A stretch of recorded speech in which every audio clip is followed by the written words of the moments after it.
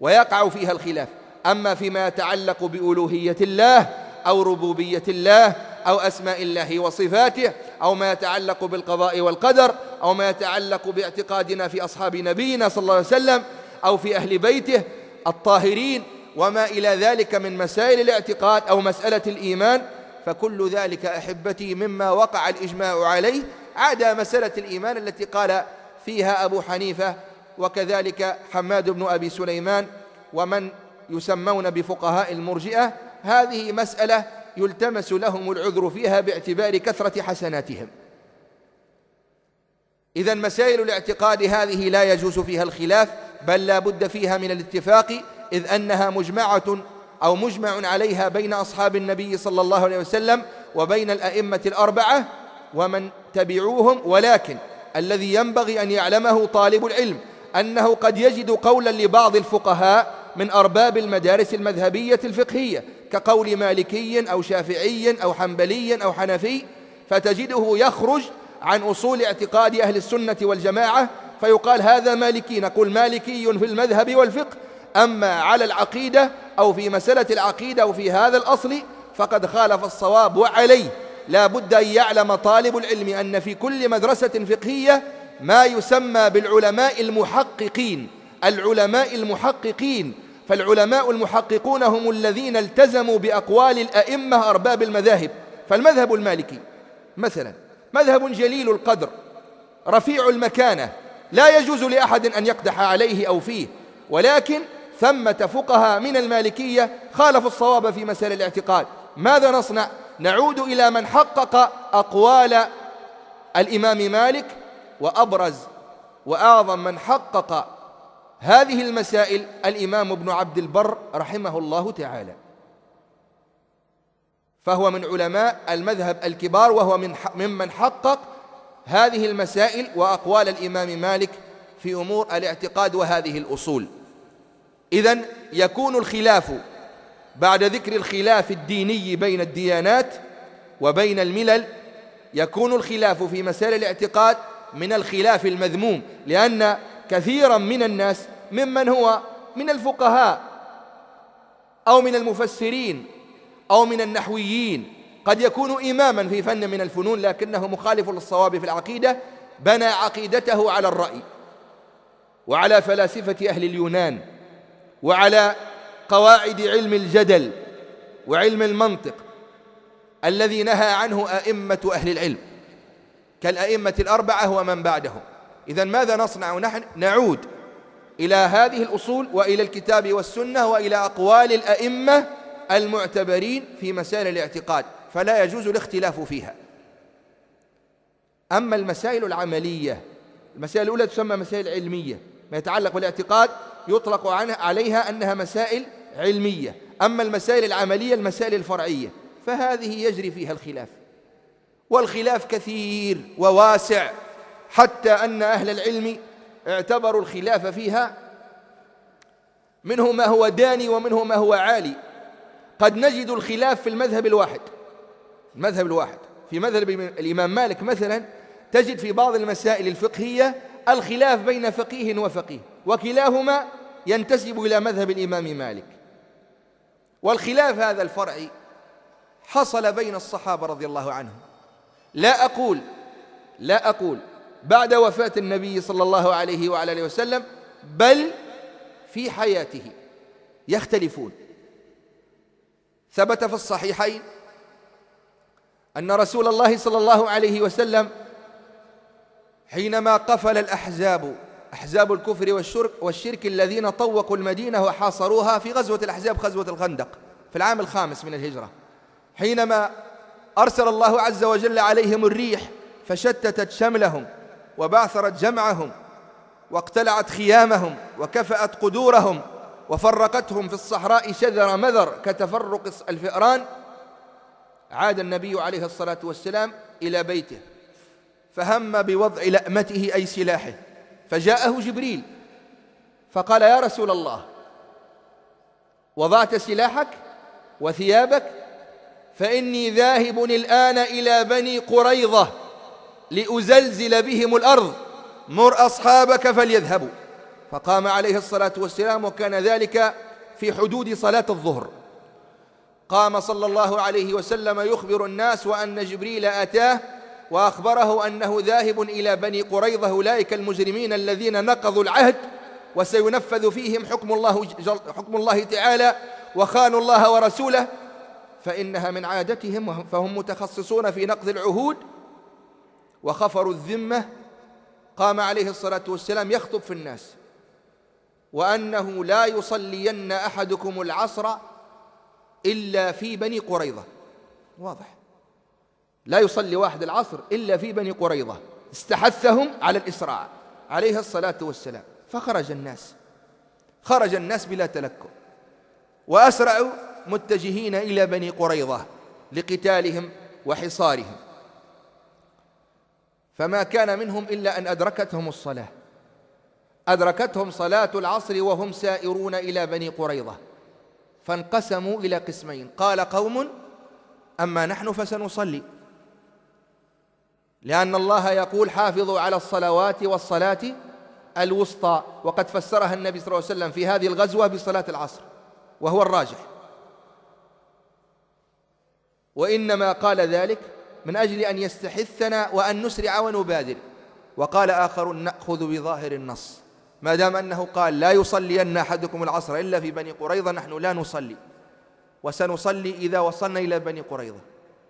خلاص، لم يقتتلوا، لم يتناحروا، لم يتشاجروا، لم يتهاجروا، لم يعب بعضهم على بعض، كل فريق اجتهد بما استفاده من هذا النص. النص واحد، والحق واحد، والمصيب واحد، ولكن كل بذل جهده واجتهاده. وصلوا إلى بني قريظة، ونصر الله عز وجل حزبه وأولياءه، ونزل بنو قريظة على حكم الله ورسوله كما في القصة المشهورة حينما أرسل إليهم سعد بن معاذ إلى آخره. المهم أن النبي عليه الصلاة والسلام بلغه الخبر وما حصل بين أصحابه، فلم يتلفظ بكلمة، ما قال لا إلى أولئك أصبتم ولا إلى أولئك أخطأتم، بل أقر الجميع على اجتهاده. فمن المصيب هنا؟ المصيب هنا هم الذين صلوا في الوقت وصلوا في الطريق، لأنهم وإن كانوا لم يأخذوا بظاهر النص، لكن النبي صلى الله عليه وسلم أراد بذلك أن يسارعوا، أن يبادروا، ألا يتوانوا، ألا يتباطؤوا حتى يصلوا إلى بني قريظة. والفريق الثاني عملوا بظاهر النص، قالوا إلا في بني قريظة، إلا في بني قريظة. وهكذا أهل العلم بعدهم، منهم من يأخذ بظاهر النص. وهل الأخذ بظاهر النص مذهب صواب؟ دائما لا. ولذلك هناك مذهب فقهي معتبر، إنه مذهب ابن حزم الظاهري، ابن حزم الأندلسي المشهور صاحب المحلى بالآثار، كتاب المشهور. ابن حزم وداود الظاهري من أهل الظاهر، حتى قال بعض الناس من الحزم ألا تأخذ بأقوال ابن حزم. نعم، وأهل الظاهر الذين يأخذون بظاهر النصوص قد يصيبون وقد يخطئون، وأكثر الأوقات أنهم يخطئون أكثر من صوابهم، لأنهم لا ينظرون إلى علل النصوص وإلى مقاصدها، بل ينظرون إلى الظاهر ويجمدون. مثال ذلك: نهى النبي صلى الله عليه وسلم عن أن يبال في الماء الراكد الذي لا يجري، كما في حديث أبي هريرة: لا يبولن أحدكم في الماء الراكد الذي لا يجري. تجد بعض أهل الظاهر قال لا يجوز البول في الماء، لكن التغوط لا بأس به. لا إله إلا هو علل، قال لأن هذا ظاهر النص، هذه علة. طيب، الثاني قالوا لأن البول ينتشر والغائط يرى فيتجنب. طيب، النبي صلى الله عليه وسلم قال في مسألة المخطوبة: لا تنكح المرأة الأيم حتى تستأمر، ولا تنكح البكر حتى تستأذن. قالوا: وما إذنها البكر؟ قال: أن تصمت. فيقول أهل الظاهر: لو قالت البكر نعم أريد الزواج به ما صح النكاح. عجيب، هذه من المآخذ عليهم. حتى أن بعض أهل العلم كقول الإمام الطبري يقول إن الإجماع ينعقد ولو لم يوافق أهل الظاهر، وهذا ليس بصحيح. بل مدرستهم مدرسة فقهية معتبرة، فالإجماع لا بد من أن ينعقد من كل فقيه اعتبر العلماء شأنه ومكانته. نعود إلى مسألة الخلاف الذي وقع بين أصحاب النبي صلى الله عليه وسلم، أقره عليه الصلاة والسلام ولم ينكر. لو حصلت هذه المسألة في زماننا اليوم يترك بني قريظة كما هم متركون اليوم. لو أنهم وقع بينهم ما يقع بين شبابنا اليوم لترك بنو قريظة، كما يترك أعداء الإسلام الآن، كما يترك أعداء دين الله تعالى يصولون ويجولون. فبدل أن نجعلهم هدفا بإبطال شبهاتهم ودحض حججهم وإبطال أقاويلهم ومذاهبهم وأفكارهم وأن نتصدى لهم بالعلم النافع، نتناحر فيما بيننا، والكل مجتهد والكل مقلد، وهذه أحسن، والكل مقلد لعالمه أو فقيهه أو مجتهده. لكن الصحابة اختلفوا لكن تأدبوا بأدب الخلاف، تأدبوا به، فهذا يقع. ووقعت اختلافات بينهم في مسائل كثيرة، ثم عادوا فيها إلى النبي صلى الله عليه وسلم، فكان يخطئ ويصوب عليه صلوات الله وسلامه، لكنه يسعى دائما في تحقيق سلامة القلوب وسلامة الصدور وجمع الكلمة وتحقيق الأخوة الإيمانية. هذا أهم شيء، هذا فوق كل اعتبار.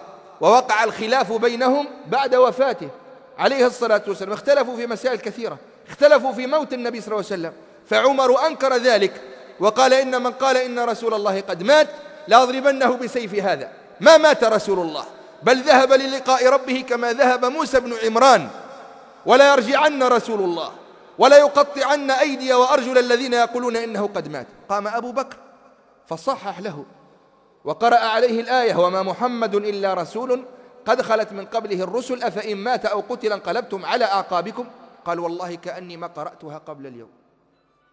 سبحان الله. وظل يقرأها وجلس رضي الله عنه وأرضاه، فصحح له هذا. اختلفوا هل يدفن النبي صلى الله عليه وسلم في الحجرة أم في مكان آخر، حتى ظهر الحديث أنه ما من نبي يموت إلا ويدفن حيث يقبض، حيث يموت. فرجعوا. اختلفوا هل يجردون رسول الله صلى الله عليه وسلم من ثيابه لغسله وتغسيله أم أنهم يغسلونه في ثيابه. اختلفوا اختلافا عظيما، فألقى الله عز وجل عليهم النوم، فما من رجل فيهم إلا ولحيته تمس أو ذقنه يمس صدره، وقد غطوا في نوم عميق فسمعوا استيقظ الكل على هاتف دوى في أرجاء المسجد لا تجردوا رسول الله من ثيابه غسلوه في ثيابه. وحسمت القضية، حسمت القضية. اختلفوا بعد ذلك في الخلافة، وهذه مسألة مصيرية، هذه مسألة مصيرية. اختلفوا في سقيفة بني ساعدة، قام بعضهم يقول منا أمير ومنكم أمير، أمير من المهاجرين وأمير من الأنصار. فقام رجل آخر يقول نحن الأمراء وأنتم الوزراء. اختلفوا حتى حسم الشر ولله الحمد والمنة، وقام عمر فبايع أبو بكر فتتابع الناس في ذلك فبايعوه، وانعقد إجماع الصحابة على هذا. ولا يزال الخلاف بينهم إلى أن قبضهم الله عز وجل. وقع بينهم خلاف يوم الجمل في القصة المعروفة، كان موقف عائشة على شيء وموقف بقية الصحابة على منهج آخر، وإنما خرجت أرادت الإصلاح. ولكن هذا الخلاف بينهم لا شك أنهم عملوا على أن تبقى هذه الأخوة بينهم.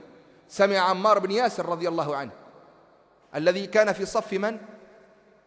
في صف علي بن أبي طالب، سمع رجلا يقدح في عائشة، قال اسكت اسكت منبوحا مجروحا أتطعن في زوجة رسول الله صلى الله عليه وسلم، أشهد أنها زوجته في الدنيا والآخرة، وإنما سارت مسارا ابتلانا الله عز وجل بها.